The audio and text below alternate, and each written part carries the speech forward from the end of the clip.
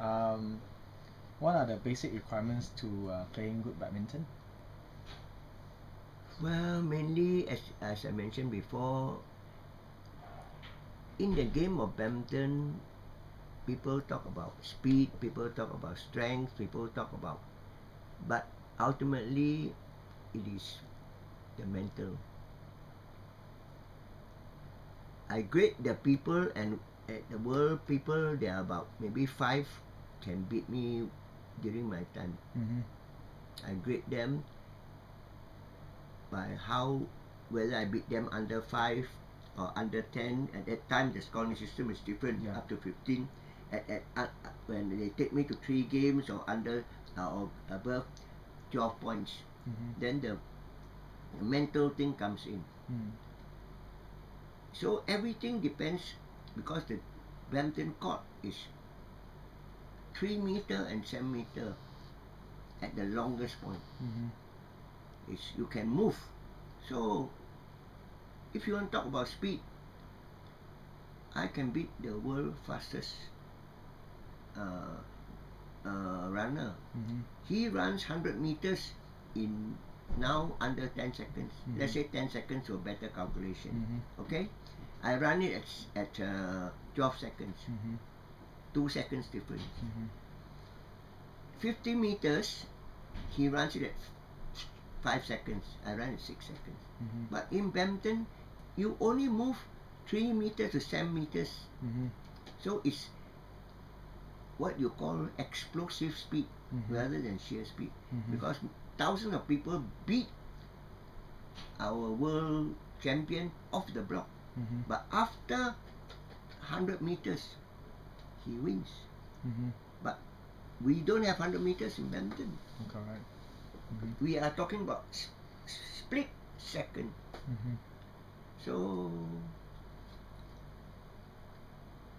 the game of badminton, if you want to say, is anticipation, which controls speed, Mm-hmm.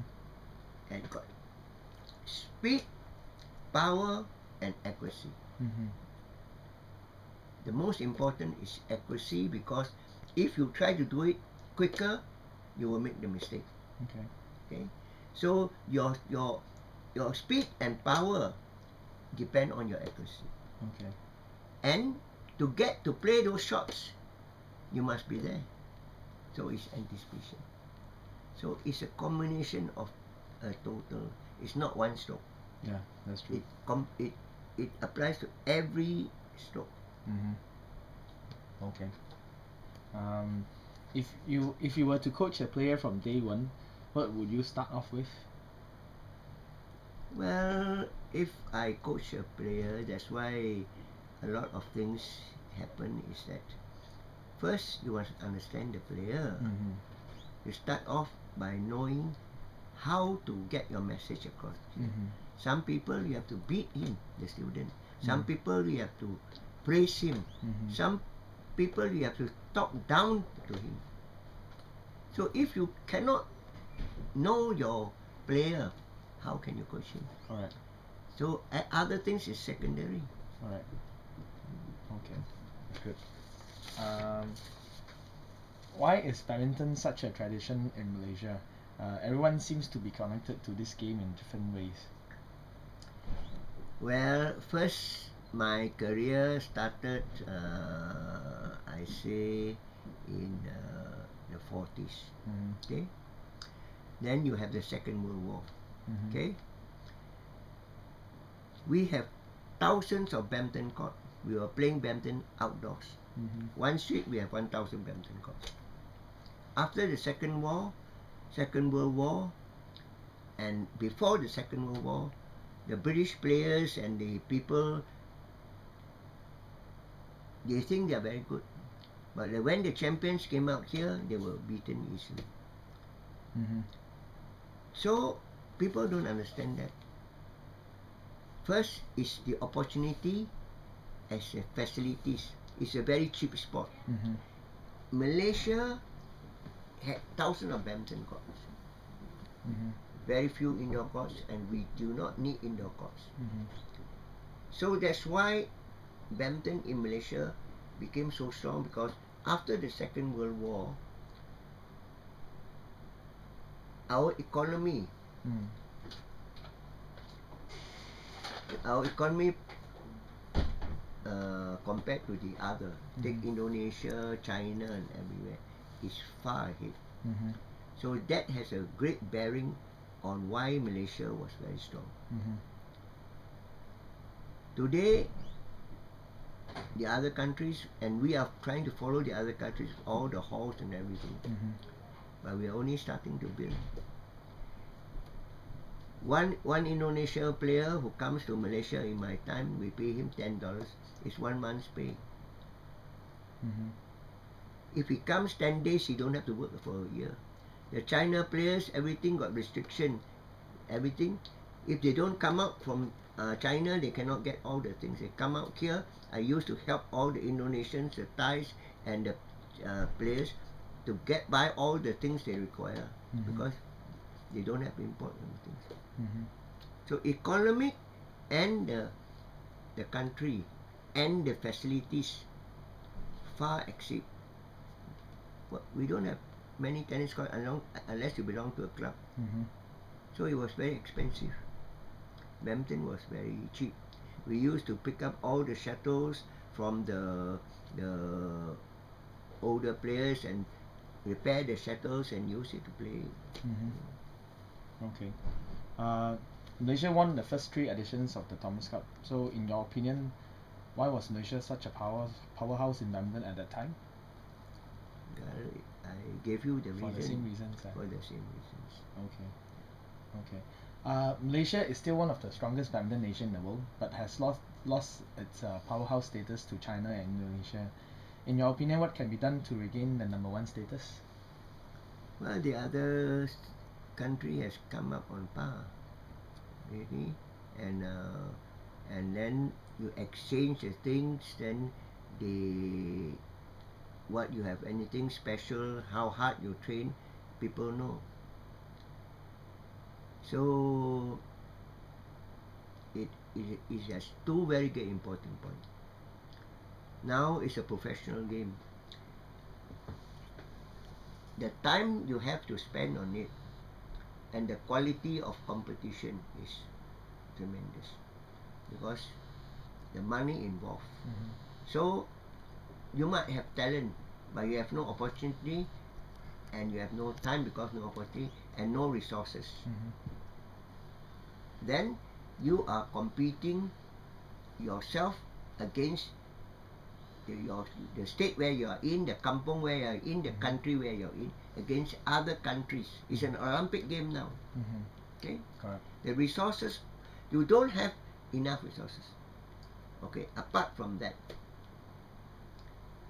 who gives the resources? You are training on your own in the kampong. You are training against a state organization. In my time when I was coaching, it's happening now, which is really to me ridiculous. We pick up the best from the schools. We pour in money, and of course money is necessary, but it is not absolute. How you use the money, because that's called resources, equipment, time to train. Now we are all going that way. But who decides how the money is spent? So this is the problem. It's decided by the ministry or the school heads. Okay. So if the school head, like before I was in a school called Penang Free School, we produce good hockey player, good badminton player, because our coaches and our teachers were interested. And the headmaster controlling the school allowed him to do so. What, for instance, if the headmaster tells the teacher, hey, I don't want you to concentrate so much on hockey and badminton. Take care of your schoolwork. So the sender will come down. That is only an example of just a school. If you take the whole state, the combination of the state, that's why now, as I say when I was training, if you get the best, what we are doing in Malaysia today, as you say, into the BAM, and you get somebody leaving the BAM and producing better results, then the people when they were in the BAM and also now, something must be wrong. Correct. I will put them in and I will check.